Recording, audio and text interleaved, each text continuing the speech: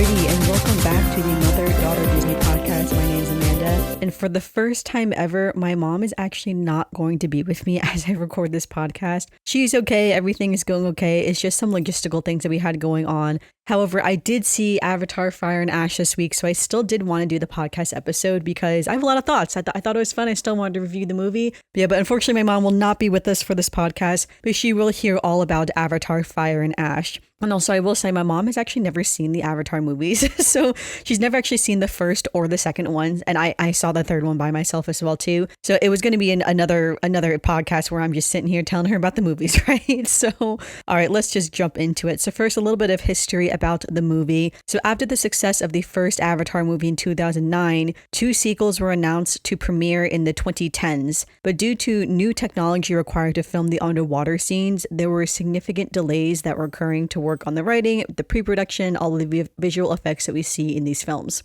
So Avatar Way of Water and Avatar Fire and Ash, the second movie Way of Water and the third Fire and Ash, were actually filmed simultaneously. I didn't actually realize that until I was doing this research. They started filming in September of 2017 and completed in December 2020. So after 3 years of shooting and 5 years of post-production, the movie's estimated to have cost $400 million to make, making it one of the most expensive films. So for reference, the most expensive film to date is Star Wars The Rise of Skywalker at $490 million, and then it's followed by Jurassic World Dominion, Jurassic World Fallen Kingdom, Star Wars Force Awakens, and Deadpool and Wolverine. Which I thought was interesting because I actually have not seen Deadpool and Wolverine, so I don't know what the CGI, so to speak, looks like in that movie, but apparently it's enough to make it the 5th most expensive movie in the world. So, all right. The film is dedicated to editor John Ruffro, who passed in 2023, and producer John Landau, who passed in 2024. May they both rest in peace. All right, so some overall thoughts. Let's do some non-spoiler overall thoughts first. Would I recommend going to see this movie?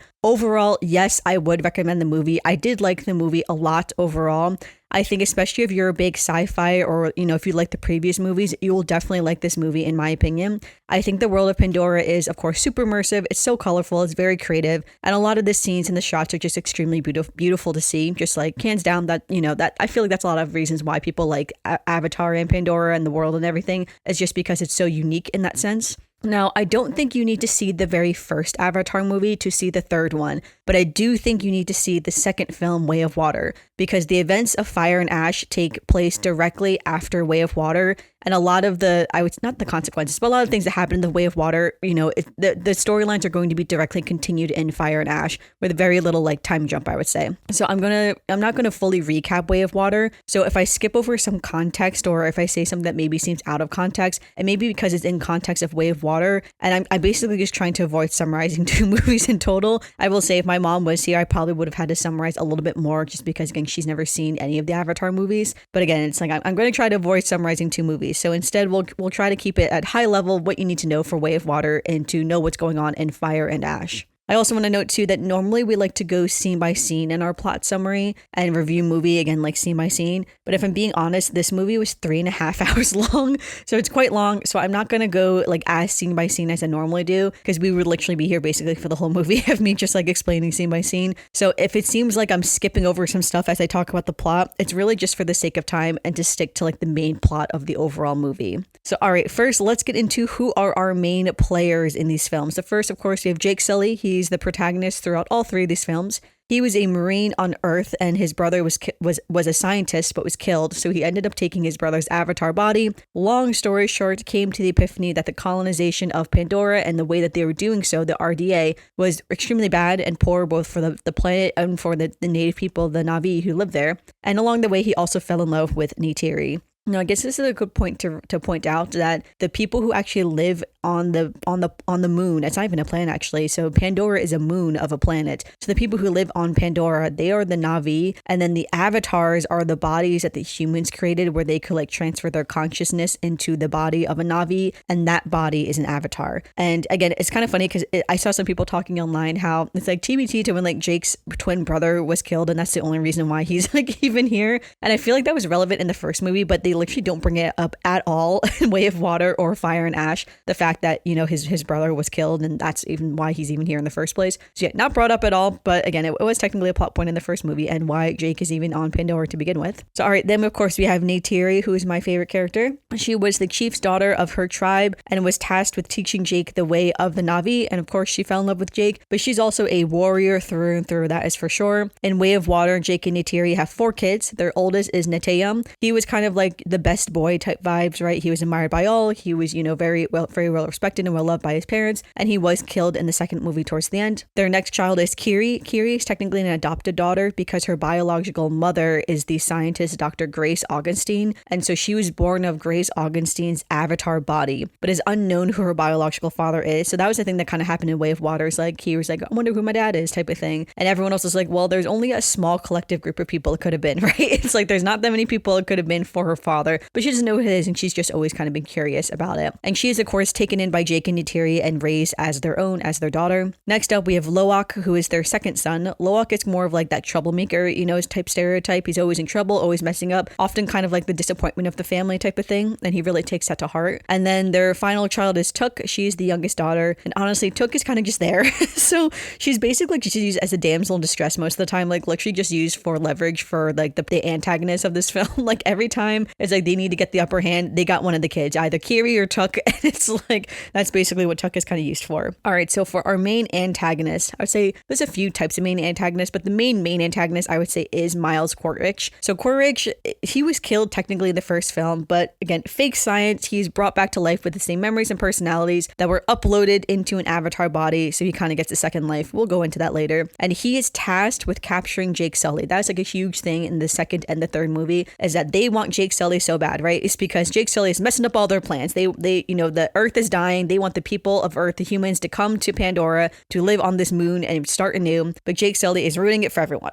So, all right, so that is Quaritch. And so Quaritch is going to be back in this movie. And then last character I just want to point out in the summary before we get into the plot is Spider. So Spider is technically Quaritch's biological son. So at the end of the first movie, when the humans were forced to return to Earth, Spider was still a baby, so he couldn't go into the Cairo sleep because again, it's like 6 years, like 6 real life years, so to speak, between Earth and Pandora. So everyone goes into Cairo sleep. So for them, it's like a second and they wake up and they didn't age, I guess. I don't really know. But a baby can't do that because a baby has to age. So he couldn't go into Cairo sleep. So he had to stay on Pandora with the scientists, and he basically grew up alongside Jake and Neytiri's children. And again, to note, Spider is fully human. So, all right, let's get into what I consider to be the A plot. So the A plot follows the main events of the main events that happen in Way of Water. Low key, the A plot is basically the same plot of Way of Water.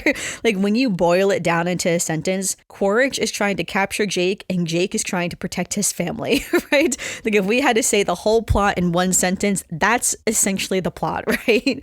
But all right, let's get a little bit more deeper into it. So one night, the mask that Spider is wearing is running out of charge because again, Spider is human and humans can't breathe the Pandorian air. So Spider he's like these 2 masks with a charge. So when he's outside, you know, he can breathe the air. But when the mask goes around in charge, it kind of prompts Jake to realize Spider can't stay with us, right? Because they're living at the time with the Metkayan clan, which is like the water clan, you know? And so he realizes that he's going to have to return to live with the human scientists and live with them because it's just dangerous for him. Like if he falls asleep and his mask is running out, like he'll just die. And, you know, they don't want that to happen to him. But of course, the kids are really upset by this because they just lost Neytiri, right? So they don't want to lose another brother, basically, or another best friend. And so Jake proposes like, all right, let's all go drop, you know, Spider off together. So it'll be like a big adventure, right? So they all decide to board the flying merchant ships and decide to go drop them off together. Now these merchant ships, it's like this animal that's pulling this flying, it almost looks like a flying stingray to a certain extent, pulling this like massive, you know, boat sort of behind it. It's hard to explain in like words, but it's quite incredible, honestly. It's a very interesting concept. And yeah, they're basically just flying merchants. So I guess they just go from tribe to tribe with trading items. So they travel aboard. As they're flying, they are ambushed by the Monquin tribe. I just want to say, I apologize if I'm mispronouncing any of these words. I've only heard the words once, you know, in the movie. So sometimes as I'm reading them, I'm like, is that how they said that word? Because I don't fully remember. But anyway, they are ambushed by the Monquin tribe, or the Ash people as they call themselves, and they are led by Varang. So their tribe basically loots, sadistically kills many of the people. Okay, editing Amanda jumping in real quick because I realized I forgot to read this in my notes yesterday. I somehow just skipped over it, but I wanted to emphasize how much I really liked Varang as an antagonist and as a villain in this movie, because I think she was just a really well-written character. I think she was super fun. She's basically just super evil to a certain extent. I feel like in present day we have a lot of villains who are like the morally gray, or it's like, you know, they have ulterior motives, or they're trying to do something for the greater good. But like low-key, when we boil down Varang and her tribe, they're kind of just evil people to a certain extent, right? It's like they do feel betrayed by AWOL, which, you know, is kind of later on in the movie with, you know, we kind of get their backstory of how the volcano destroyed their village, killed all their people, and she's kind of like, where was AWOL when my family was dying, you know, when my people were starving, type of thing. And so she kind of turns on her faith, turns on AWOL, and again, they just become this much more, I would say, like vicious type of tribe. And again, very, very sadistic in that sense too. And I think though it works really well for this movie because it's just really fun to a certain extent, and it's just really interesting to see, because up until now all we've really seen is the Na'vi being so in touch with nature and so in touch with each other, you know, and really striving for, again, that greater good. And here we have this tribe who's just doing the complete opposite. So it's just really fun to see that. The actress who plays Varang as well too, I did also think did such an incredible job too. Every time Varang is on screen, she's really stealing the scene. It's just with her movements, with her facial expressions, just with the way she just commands the presence. But yeah, I just really wanted to quickly emphasize how much I really liked Varang. I think she was a great character, and I'm excited to see her probably in the next film. I'm assuming she's going to be in the next movie. I guess we'll see. I'm not really sure though, honestly. But again, just really liked her character a lot, and I just feel like I didn't emphasize that enough when I was recording yesterday. But meanwhile, Jake, Neytiri, and the kids all get separated. So first up, Neytiri literally almost dies. Her and Varang kind of go at it together in the air, and Neytiri falls, seemingly to her death, but she survives, and she has like an arrow through her and everything. And her Ikron actually comes and saves her. She finds her, she like kind of gets her onto her back, and her Ikron flies her to where the scientists are camping out, and they're kind of able to patch her up. Jake, long story short, Jake gets captured by Korich, but Jake knows that the kids are on the run, right? He realized the kids are still alive and they're on the run, and that includes Spider. So he kind of uses Spider against Korich in this moment to be like, you need me to help you find the kids, including Spider. Like, don't you want to go find your son? Because that's the whole thing too, where they kept saying like, Spider isn't really your son because it's like he's from your human body, and like that's not you because he died or whatever. But he still has these like emotional attachments to Spider. Korich is what I'm saying. So Korich still has these emotional attachments to Spider. So yeah, of course he wants to go save Spider. So, and then meanwhile, the kids are literally running for their lives, right? They're running for their lives from the Bonquin tribe. I will say, I thought these scenes were really fun because it has a lot of high tension to be like, are they going to get captured? What's going to happen to them? And so, and you know, to make matters worse, Spider's mask is fully running out of charge, right? So he's basically dying of asphyxiation. So Kiri ends up connecting with the ground and Spider, and she sort of goes into this trance, and it's the similar type of trance that we saw in the first movie when they were trying to move like Jake's consciousness or like Grace's consciousness from their human body to their Na'vi body. And so it's very similar to that, I would say. And through this trance, she basically envelopes Spider with the mycelia that's on the ground. And essentially when he wakes up, he now has mycelia. We later find out in a second that he's mycelia living in his body. And long story short, it allows him to breathe the Pandora air without a mask. So at the time though, they don't know why he can breathe without a mask. They're just like, thank goodness he didn't die, right? So right after that, the kids are immediately captured because they were celebrating, immediately get captured by the Monquin tribe. And again, long story short, Jake and Korich also get captured. So now everyone is captured together by the Monquin tribe. And Varang wants to kind of do like a ritualistic type sacrifice, essentially. So they're all like getting high and partying and playing this music and stuff like that. And Kiri, she kind of connects with the ground around them, and she is able to basically have some of the plants like poison some of the people, like their guards around them, essentially, and they're able to escape. So at this point now they're all escaping, right? And like Varang, they all realize that they escaped and try to go after them, but they can't find them. But anyway, so they escape. They kind of get a little bit ways away, and at this point, Neytiri and some of the other scientists, you know, on the Ikron help, and they come find them, and Korich ends up just kind of running away. Honestly,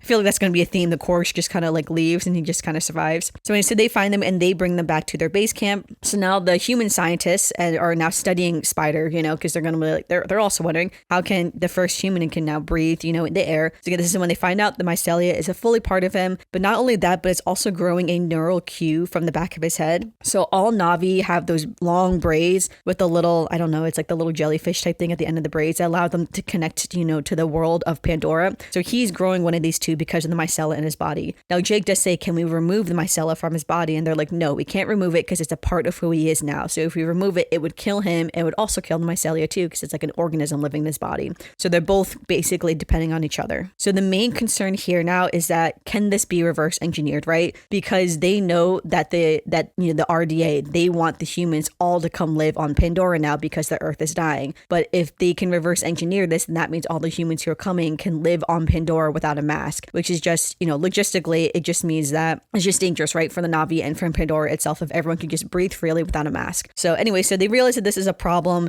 but again, kind of a problem for another day because the plot must go on now, doesn't it? So all right, we're going to do again some long story shorts here to summarize the plot because again, 3.5-hour movie. So in 3 bullet points, what happens is Spider gets captured by the RDA and gets studied upon them about again why he can breathe in Pandorian air, and they realize how important he is because he will basically unlock the key for all the humans to live on Pandora. Number 2, Quaritch goes back to the Monquin Ash tribe and he offers guns and alliance to Varang to work together to take Jake down, but also then allow her to take over more of like the land and the other tribes and everything. I'm kind of skipping over a lot with Varang just for the sake of time because again, we could be here for so long deep diving into her story. But I will say again, they're like a very sadistic type of tribe, but they're very curious about guns and fire and everything like that. And again, they're kind of all like loose cannons to a certain extent. But she does agree to work with Quaritch to get access to this technology, right? And then lastly, we have that Jake. So once Quaritch and Varang decide to work together, they go to, the Water Clan, and Jake willingly surrenders himself to Quaritch and everyone because he wants to avoid a war, and he willingly basically becomes a prisoner of war, right? And so he gets taken away. All right, so let's jump over to the B plot for a second, because over in the B plot, there's a lot going on, right? So over in the B plot, we have this whole thing going on with the Tolkiens. So from Way of Water, from the second movie, we know that the Tolkiens are these giant whale-like animals that are highly intelligent beings. They connect with the Metakayan tribe as spirit brothers and spirit sisters, and the Metakayan tribe can speak their language, like the whale type of language, so they understand what they're saying, and then they kind of sign back to them. Now the Tolkiens are pacifist beings, believing that violence only ever brings more violence, so they must not participate in any violence. And this is only becoming a problem now because they are being hunted by the humans, right? So again, in Way of Water, they are being hunted by the humans for the serum that's inside their brains that basically reverses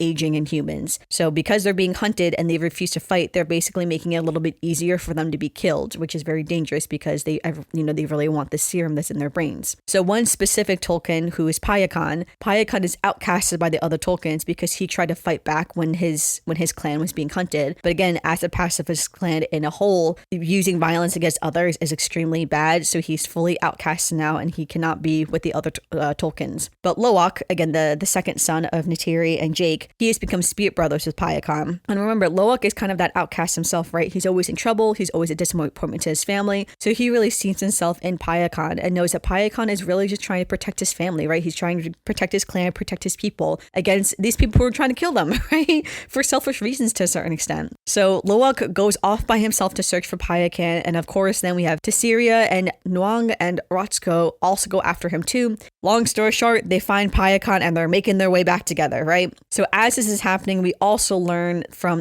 at the RDA that there is a big annual calf event where all the mothers and their calves will come together and the calves will connect with Awa for the first time at the spirit tree, right? So it's a big deal. They're all going to be together. So when they discover this, when the humans discover this, they want to use this as an opportunity to kill as many Tolkiens as possible. So this whole thing, again, is led by the same guy from Way of Water, Scoresby. So he's like, yeah, this is like a huge payday for us that we got to do this. And then, but the marine biologist who works with him, Ian Garvin, is very opposed to this hunt because he's like, this is a horrible idea. You don't understand. Like, these are like actual creatures. This is a very sacred ceremony that, these creatures are participating in. But again, obviously he is completely ignored. So now let's go back to the A plots. So back in the A plot, again, Jake is captured right now, and we're going to do another long story short. So long story short, Neytiri goes undercover as a Monquin tribe member to get into the RD base because again, she's a Na'vi, so she just dresses up as them basically, and she wants to go there to look for Jake and to rescue him. She immediately outs herself to Varang, which I think is so funny. And when she does that, of course, now everyone is after her. All the humans, all of the other like Monquin tribe members, all after her, right? At the same time, Ian Garvin, remember that marine biologist they all ignored, he decides he wants to help Jake escape because he knows Jake is the only person who can go like help the Tolkiens. So he basically uses his big heavy machinery to like break Jake is inside of like a cage basically to break the cage that is him and then helps him get out. There is this really funny scene here because at this point Neytiri is flying around, right? And so Jake had saw her flying around. So when Ian helps her get out, like Jake turns to him, he's like, all right, like what's the plan? And Ian Garvin is just like, well, honestly, I didn't think I'd get this far type of vibes, right? And Jake is like, cool, so it's just Neytiri. Like he realizes like, yep, like this is not jointed at all. Like we're just trying our best right now, right? So anyway, also at the same time, Spider has broken out of his lab. I kind of skipped over a little bit Spider's plot here. And again, they experimented on him. He had a scene with Quaritch and everything. But anyway, he escaped and he also is trying to get Jake out as well. Now, when him and Jake pair up, they see Spider, but again, they don't want to hurt Spider because again, Spider is the key to the humans being able to breathe on this moon, right? So they want to be able to breathe on the moon, so they don't want to hurt Spider. So Spider is able to use himself as a shield so that, they can't hurt Jake as well. So when I tell you that all three of these people having separate plans to help Jake escape, and they somehow all succeed without no one ever convening with each other, it's like, this is a moment when you can tell, yeah, this is a movie, right? It's like literally having three separate people with three different plans suddenly, and it all works and no one dies, right? It's just like, all right, we're here for it, right? But alas, Jake, Spider, and Neytiri escape on the back of her Ikron really carrying this movie, right? And so they get back to the Mitakayan village. I know this is when the A plot and the B plot are going to converge into what I would say is like act 3 of the movie, essentially. All right, so Garvin had told Jake of the massacre that was going to happen again. So Jake gets the Tolkien Council together to warn them. At first, they're like, no, again, violence only breeds more violence. They're a pacifist clan. But then Loak and Payakan and all the other kids roll up, which again is also kind of a side note, which is kind of funny because at this point, Loak was off on this venture, again, in the B plot, when his dad was literally taken as a prisoner of war, his brother, Spider, taken as a prisoner of war, his mom had to go guerrilla warfare style to break them out, and Loak just missed that whole thing because he was off rescuing Payakan, right?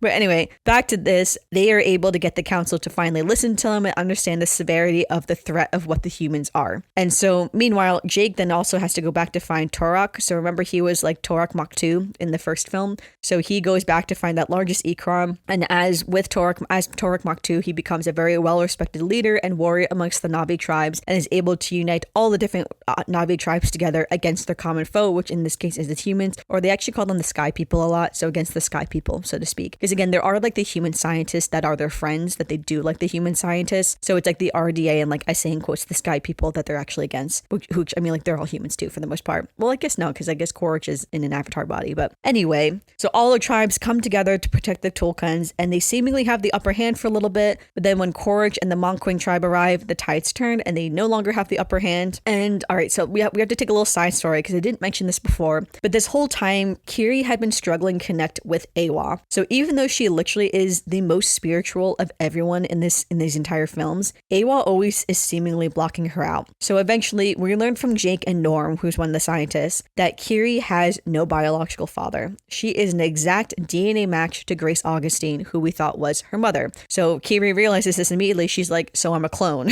right? So she's a clone of who Grace was. So when you think back to that first movie when Grace was dying and they tried to transfer Grace's consciousness into her avatar body, they said that they believed that a seed was planted by Eywa herself in Grace's avatar body because Grace's human body was already too far gone for like the transfer to be complete the way they did like Jake's consciousness to his avatar body. So Grace was already dying, like she was already too far gone dying. So instead, Eywa planted this seed inside of the body, and that seed became Kiri, right? And that is why they believe Kiri is so connected with the world and with Eywa, because she's literally a seed that Eywa planted herself. She's literally born of Eywa, right? So in this final battle scene, along with the help of Spider and Took, Kiri's able to finally break through to Eywa and like beg her for help, being like, girl, the people are dying. We need you. We need, our mother, the great mother to help us. So Eywa ends up sending all the Pandorian animals to help fight the battle. And once again, the tides turn back in their favor. Again, we're really summarizing here. Really summarizing here. But anyway, Varang tries to kill Neytiri. Again, the amount of times Neytiri is almost killed in this movie, honestly, is kind of insane. But Kiri is actually the one who fights off and scares Varang, which is honestly really amazing. I love seeing Kiri fighting. It was just so exciting, honestly. And then we also have the final battle between Jake and Quaritch. That's low-key basically over Spider, which is also kind of funny about them constantly fighting over Spider, and Spider always picking Jake over Quaritch. Like, it's like the amount of times we're going to see this storyline play out. And again, without getting into all of the weeds, Quaritch self-sacrifices and jumps over like the ledge of a rock, basically. But there's no body, and there was water beneath them, so I'm sure he survived. No body, it's like not a proven death, right? And the movie eventually ends in the spirit world where they're all connected to the spirit trees, and Spider is introduced to many of the deceased Na'vi who are living in like Eywa's spirit. Sorry, that is the very high level summary of what happened in the movie. Again, skipped over a lot of stuff, but let's get into some more specific themes and things that happened in the movie that I didn't really include in the overall plot summary. So the first up is that theme of grief. So again, all within the underlying plot is the theme of grief, and specifically around the loss of Taeyam, right? Because Taeyam died in the first movie, and Loak really blames himself for the death of his brother. So literally the opening scene of the movie is Loak being connected to the spirit tree and him and Taeyam in the spirit world. And Taeyam says like, how did I die? And Loak is like, it's my fault. And Taeyam tells him, even in the spirit world, it's not your fault, right? It's not your fault that I died, right? But he still struggles to connect with his family. Like Loak is struggling to connect with his friends. He just feels like that outcast, again, like that disappointment, and that he can just never do anything right. So meanwhile, Neytiri is dealing with her grief through anger and hatred, right? Like she sees only anger and only hatred, and she just blames all of this loss and all of this grief on the Sky People, because they're the ones who are taking everything from her. Like in the first movie, they killed her father. In the second, she's forced from her home in the forest. Now they've taken her oldest son. So she has all this anger and hatred built up, and she's placing it fully on the Sky People for her loss and her grief. And it just manifests deeper and deeper, and we see her kind of just spiral in this. Meanwhile, Jake is kind of like a typical human man, right? Who likes to squash his feelings down and buries himself with busy work, right? Like he's looking for weapons they can use for the future, considering better ways to protect his family. But again, they're all just wallowing in this overall grief that they just don't know how to deal with. And it all comes out in different ways, right? So we have a few really powerful scenes of them dealing with grief. So there's one where Jake lashes out at Loak. Like Loak does something,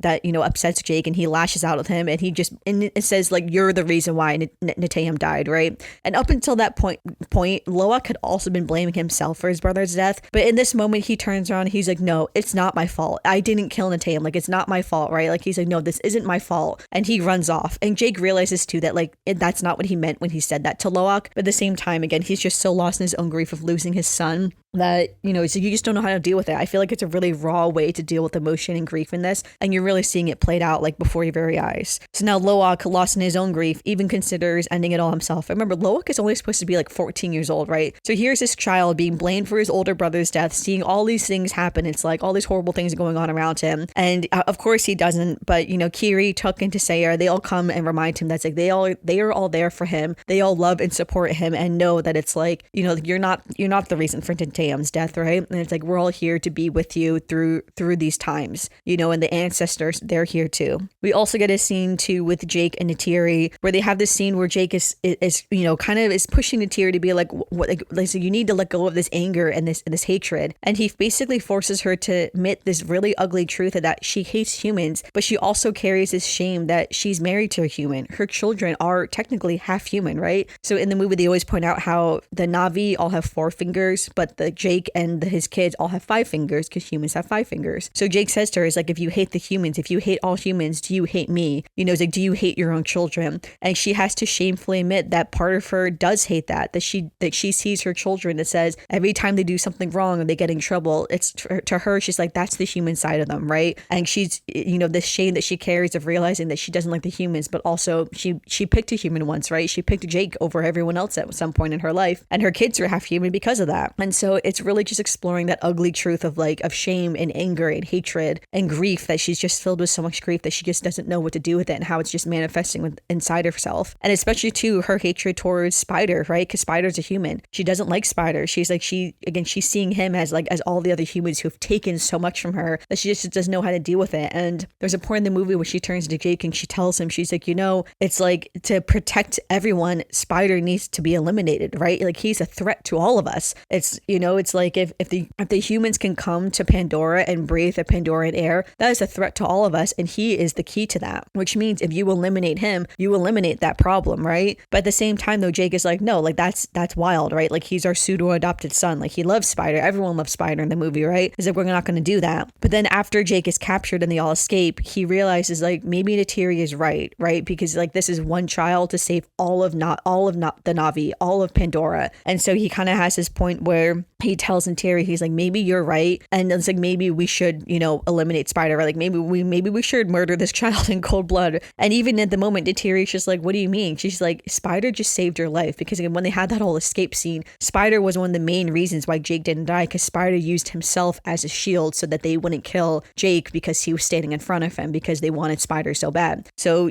she has this whole epiphany herself when she realizes like, no, like I have to let go of some of this anger and this hate. Like, it's not Spider's fault, right? It's like, yes, my husband is human and my children are half human, but like they're not the ones that are who killed my son, who are destroying the planet, who are trying to take over and do all these horrible stuff. It's not them specifically. And again, she kind of comes to this conclusion that grief on top of grief is not the answer, right? And I mean, like, I knew Jake was not going to kill this child in cold blood. I mean, like, it's like they get really far into the scene, and it's a very powerful, moving scene, and I did really like it. And it was so sad too, because even in the moment, because at first Spider goes like, no, like, please don't. And then eventually he turns and he's just like, I understand like why you have to do this. Like, it's okay, Jake, do it, just do it. And it's just like, oh my God, like it really hits you hard when it's like this kid can do no wrong, right? And again, like you got the kid who can do no wrong versus then Loak, right? The brother who's always disappointing the family type of thing.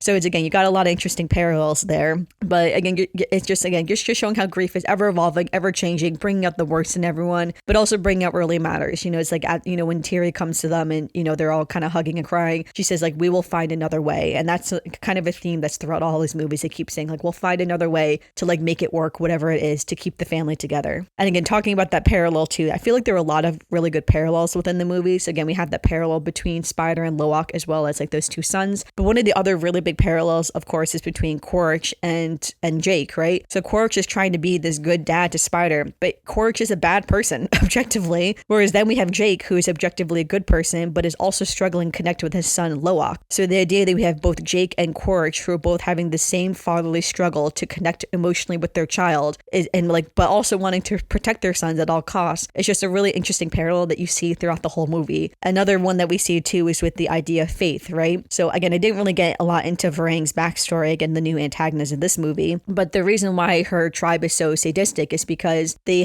lived by this volcano, and the volcano destroyed the whole village and their whole tribe. And so after this happened, Varang is like, where was Awa when my whole tribe was killed, when we were starving and struggling to survive, right? So she kind of turned her back on faith and lost faith in Awa and decided it's like, no, like we're going to do what we need to do to survive. So in that time of woe and hardship, she turned her back on faith. Whereas Neytiri, in her time of woe and hardship, there in one of the scenes when she's talking with Jake, she says to him, it's like, I've lost so much. She's like, all I have left is my faith, right? She's like, all I have left is my faith, is believing in Awa. There's a conversation she has to with Kiri as well, telling her when Kiri is feeling really down about what's going on. And Neytiri tells her, it's like, Awa has a plan for you. She has a plan for all of us. You must trust in Awa. You must trust in your faith, right? So again, we have these two women who have the parallel sides of losing your faith versus like sticking to your faith. So yeah, so again, I just think there are just some really great parallels that are within the overall movie, and I feel like those parallels are just written really well. So again, overall, I just want to say I really enjoyed the movie. I really enjoyed watching the movie, but there were two specific things that I did not like about the movie, right? So we're gonna get into that. So the first thing is with the whole Tolkien thing, if I'm being really honest. So again, in the B plot, you got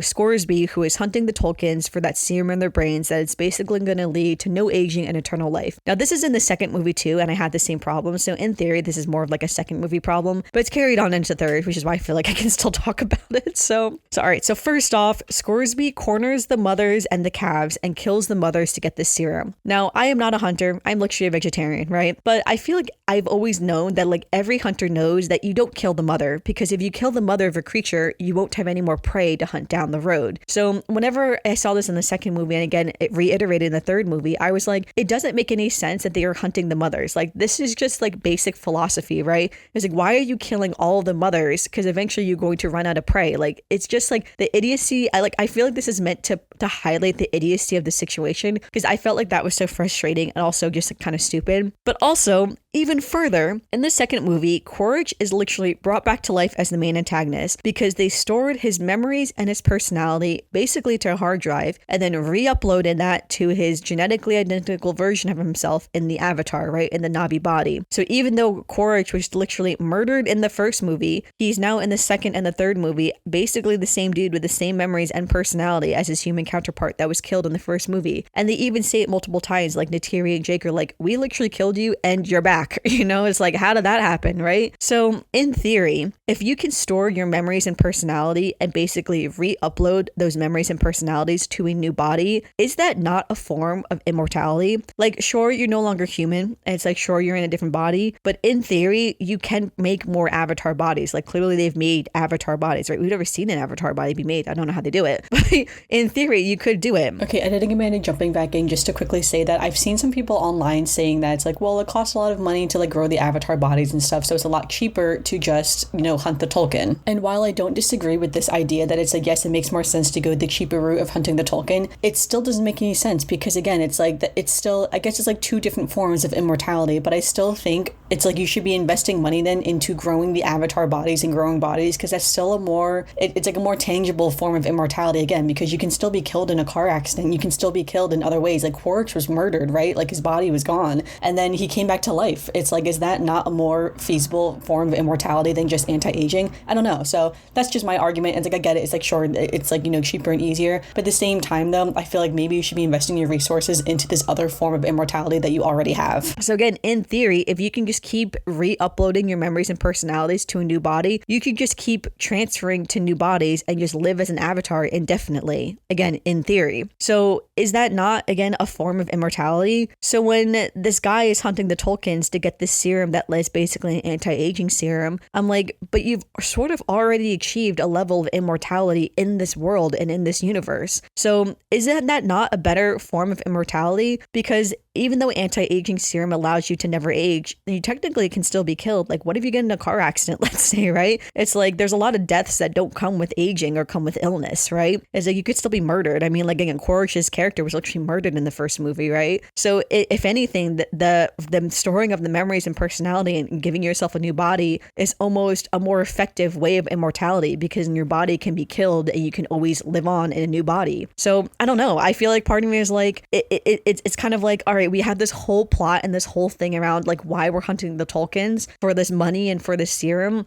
But I'm like, I feel like this is a problem that you've already solved in this universe. So it's just like a disconnect. I feel like that just doesn't make sense to me. And I've seen other people talk about it online too. So I know I'm not the only one who noticed this. So, all right. The last thing in the movie that I just feel like it's just not my favorite is that I just find it really frustrating that in 2025, we're still producing media where women are constantly being pitted against other women. Now, I do think overall, a lot of the women in this movie are well written in the sense that they're allowed to experience a lot of emotions and a lot of, they're allowed to explore a lot of their own emotional arcs and personality arcs and storylines. And I think that's really great. And I do really admire that, especially Neytiri's arc. I think is so beautiful to watch. Again, like her going through this, like, this negative point of view and everything that she's dealing with. But again, allowing her to explore that. And again, seeing that side that is true, that raw emotion that people actually feel. And I do think that's really great. But every woman in this movie is basically pitted against another woman, and I just am not here for it. I'm sorry, but I'm just not. So except for like mother and daughter and sister to sister, like for instance, Neytiri is still pretty close to her daughters and her own mother, of course. But the big one that bothers me is Neytiri and Ronal, because why are these two women enemies? It makes no sense to me, honestly. Because sure, in the second movie, Ronal didn't like Jake because him and his family were posing a threat to their tribe, right? That's fair. They're posing a threat to your village. Like I understand why you would hold a grudge against someone, but I also feel like that's something like Neytiri and Ronal should have moved past.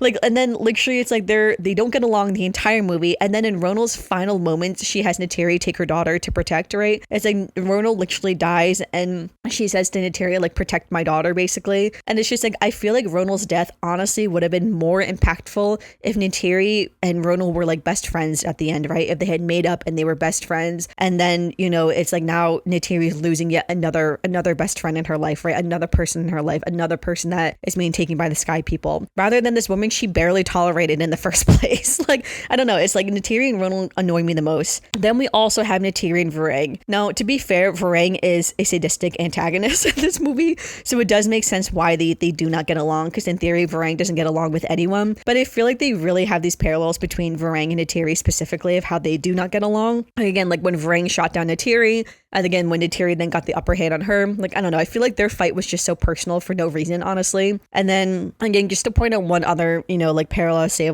of women in power, so to speak, is that the general of the RDA, like the military of the RDA, is a woman named Frances Ardmore. And again, she also has this like weird thing against like Varang and Neytiri as well too. But again, hers is a little bit more understandable because she's under strict orders for certain things, and again, Varang is a sadistic woman. So again, hers is fair enough. But I just want to point out that she's also there as well too, because I feel like I didn't talk about her at all in this whole podcast episode. But again, I just feel like we have no really positive woman to woman relationship in this entire entire series, and it just bothers me. And I just feel like it's just so unrealistic and so bland to me. And again, especially with Neytiri and Ronald, like they should have been friends by the third movie. So especially then when Ronald died and was killed, again, her death would have been so much more impactful, in my opinion at least. So again, the only positive relationships we see between women is really ones that we just don't see the relationship at all. So for instance, Kiri and Tessera, it's like they literally have no scenes between them, and it's like the scenes that they're both in, they don't really speak to each other because like the boys are always present, right? And they're really talking to like Loak or one of the other brothers or something. So it's not like they're really talking to each other. So we're just not seeing them be openly hostile to each other. We also see Kiri and Took a lot together too, but again, they're sisters, so it's like it makes a little bit more sense why they're together. But again, I just feel like for